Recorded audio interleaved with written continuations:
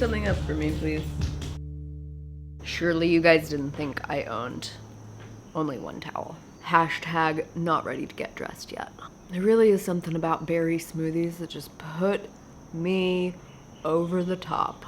Can't stop drinking. Well, obviously this is breakfast. It is phenomenally delicious. Although all of the different phytonutrients inside my glass right now are having a fight to see which color dominates.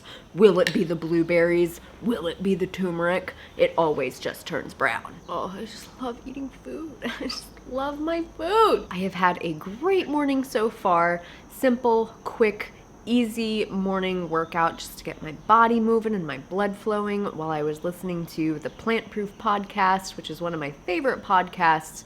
So many super informative interviews on that podcast. Can't recommend it enough, especially since I know that you guys come to my channel for the information, because life without learning is not a life worth living, which will bring us to today's topic. But I will do you guys a favor and go get myself put together, since I'm sure that there's at least one person having a fragile moment because Lily's wearing a towel. All right, everyone. So June is going to be Anti-Nutrient Month. And in case you've never heard of anti-nutrients, welcome. You must be new to YouTube. So anti-nutrients are compounds that can block the absorption of certain micronutrients, or they can compromise the body's ability to utilize a certain nutrient as needed. We will be starting our discussion on anti-nutrients with oxalates. So oxalates are based on oxalic acid, which is a compound that's found in a lot of common whole plant foods like spinach, Swiss chard, beets and beet tops, amaranth, rhubarb, cacao, etc. A link to a very comprehensive list of oxalic acid containing food can be found down below in the description box. Please explore. Now, what most people don't realize is that oxalic acid is also produced by our own liver. So even if our oxalic acid intake from food is 0, our bodies will still be exposed to oxalic acid. So oxalic acid becomes an oxalate when it binds with a mineral. Oxalic acid can bind with calcium, iron, magnesium, or zinc, but it prefers calcium. Now, oxalic acid and oxalates are known as anti-nutrients for a few reasons.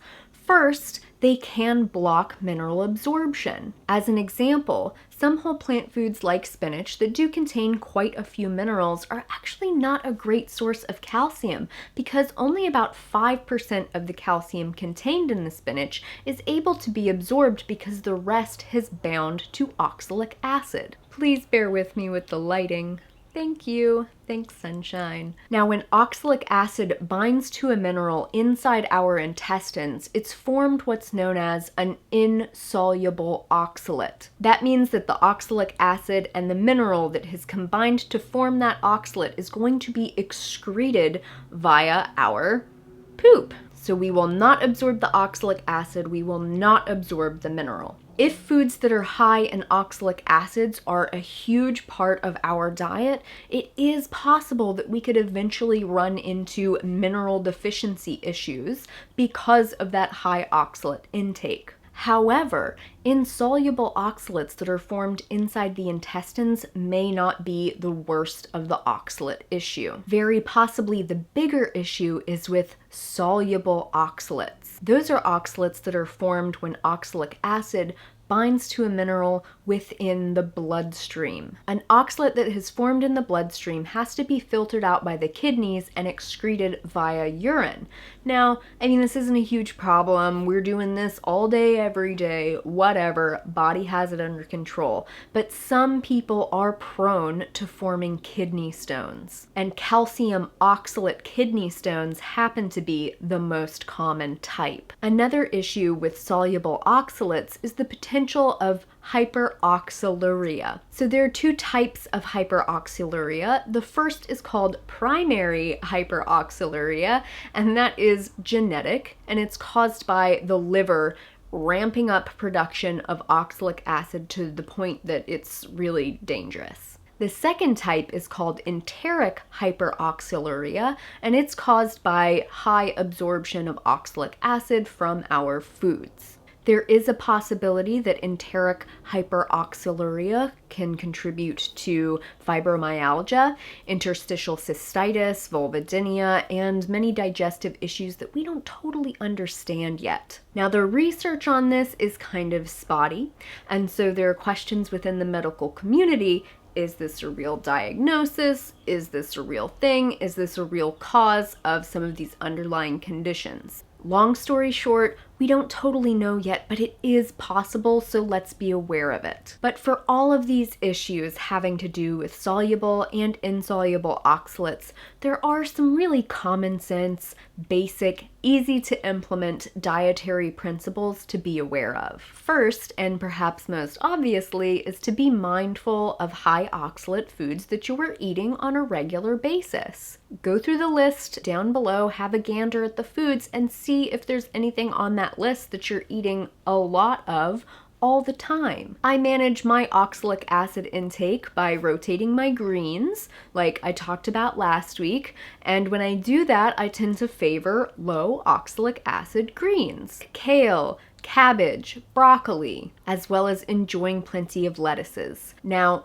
cooking method does affect the amount of oxalates that remain in foods after cooking, but long story short, when it comes to cooking to reduce oxalic acid content, you really have to boil it to death and discard all of the water that you boiled the food in. That's not my style of cooking. I don't think it's the style of cooking for a lot of people who watch this channel. So I prefer to simply be mindful of rotating the high oxalate foods that I eat through my diet. I'm also not super big on juicing, especially juicing high oxalic acid foods.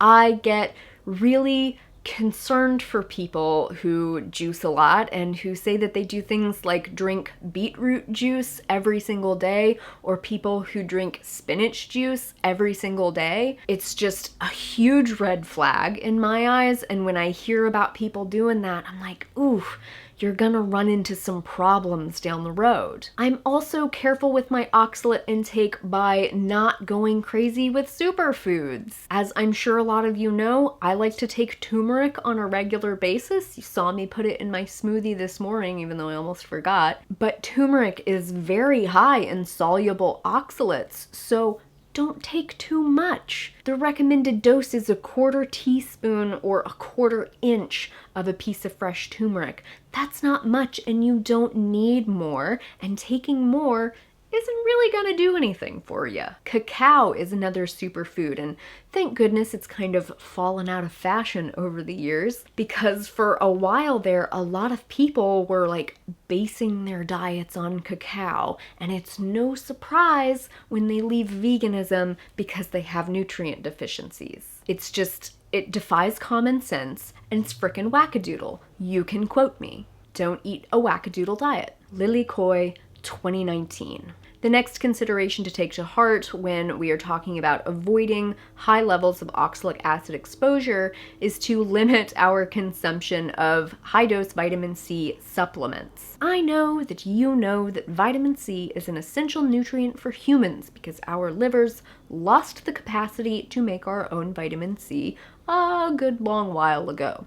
What we may not know is that when we megadose with vitamin C supplements, it actually stimulates the liver to produce endogenous oxalic acid, spilling tons of soluble oxalates into the bloodstream where they can wreak a little bit of havoc. Of course, we don't need to flee to the other end of the spectrum and go on a carnivore diet in which we take in virtually no vitamin C from fruits and vegetables. But again, we just need to not eat like wackadoodles. Common sense. Enjoy the benefits of eating vitamin C rich, whole plant foods.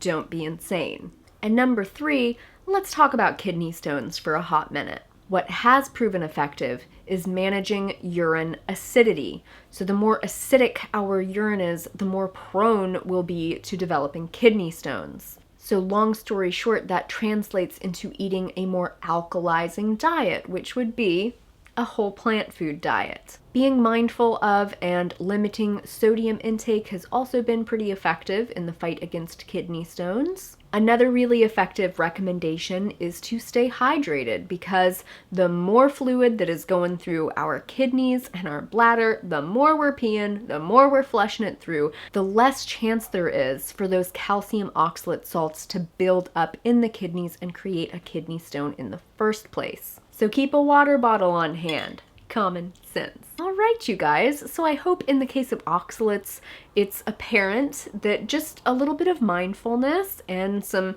good common sense choices about our food intake, it's enough to really limit any risk that oxalates could pose. If you want to learn more about oxalates or just sustainable plant-based or vegan diets in general, I highly recommend picking up a copy of this book, Becoming Vegan. You've probably heard me talk about it like a million times. This is the comprehensive edition. Wouldn't have it any other way.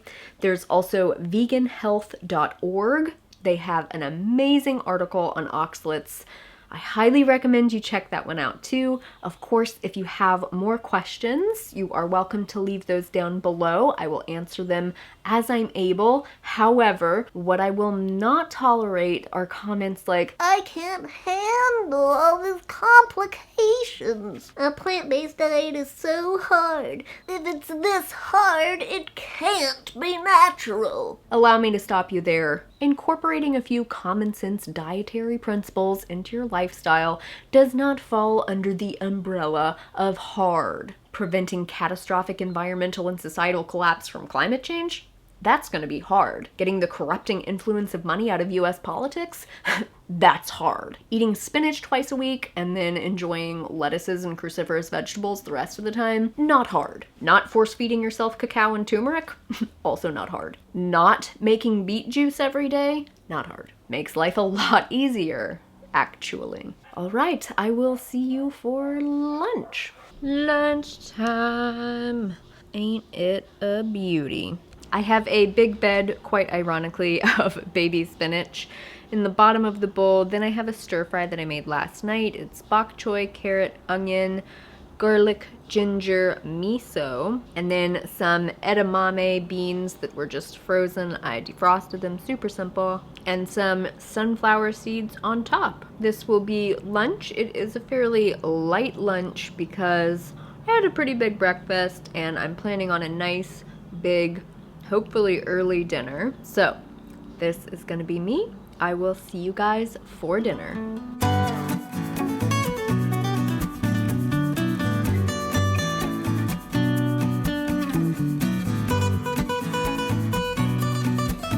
Now this is one heck of a dinner.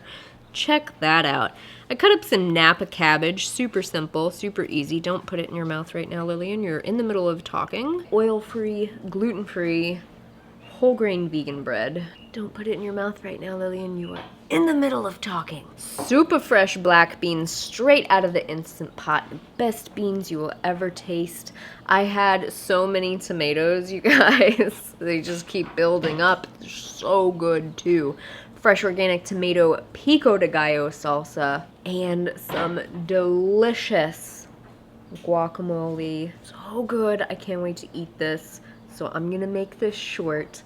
After this glorious, quite dense plate of food, this will have been everything that I ate today. Thank you so much for watching. I hope you guys learned a lot about oxalates and feel confident moving forward.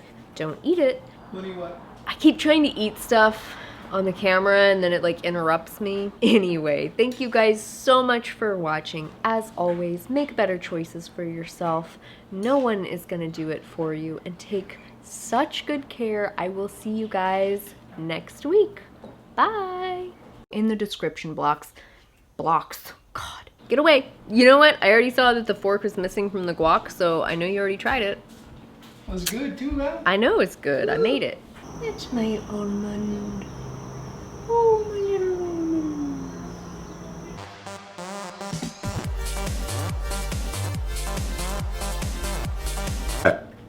Oh, I caught that. No, you didn't. I did.